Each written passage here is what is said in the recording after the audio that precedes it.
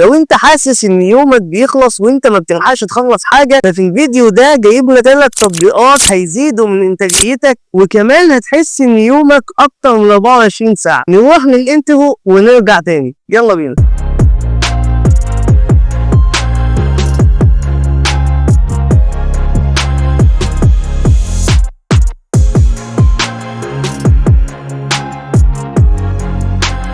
وبما انك سمعت المقدمه وكمان استنيت لما الانترو يخلص، ما تنساش بقى يعني سبسكرايب نكوك كده، سوي اشتراك يا اخي، سوي اشتراك.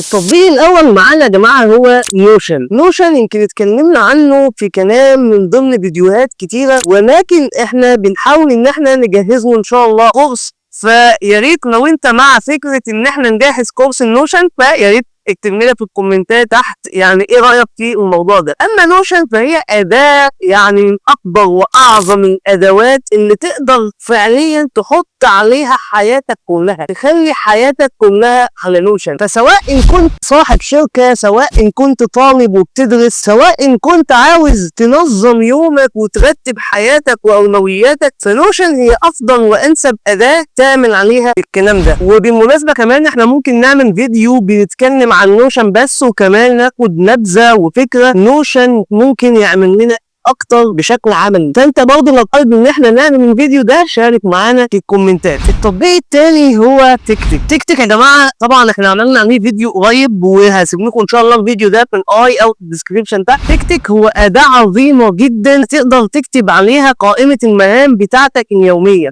تيك يساعدك بشكل قوي جدا في انك انت ترتب يومك بشكل جيد. وكمان تيك بيكون فيها يا جماعه خاصيه البومودورو ان احنا كنا اتكلمنا عنها، برضه هسيب لكم فيديو بتاعها في الديسكربشن تحت او في الاي اللي فوقين. فتيك دي حاجات جميله جدا وسهل التعامل معاها. تيك تقدر تحدد عليه عادات شهريه او اسبوعيه انت بتعملها، واوتوماتيك هي بتتجدد بعد اليوم والتاريخ، وكمان تقدر تعمل ريمايندر على العاده دي علشان تذكرك الميعاد بتاعها. فلو حابب تعرف اكتر عن تيك هسيب لكم فيديو بتاع تيك في الديسكربشن تحت او في الاي اللي فوق هنا، تقدر انك انت تشوف الفيديو بتاع تيك. تاني تطبيق معانا وهو جوجل كيب. وبصراحه مع وجود تيك ومع وجود اداه عظيمه وكبيره زي نوشن، الا ان انا ما قدرتش استغنى عن جوجل كيب في حاله اني وانا بقرا في كتاب معين وعايز اخد نوتس او ملاحظات او فكره فيديو معينه، انا بقدر ادخل على طول بشكل سريع اكتبها على جوجل كيب.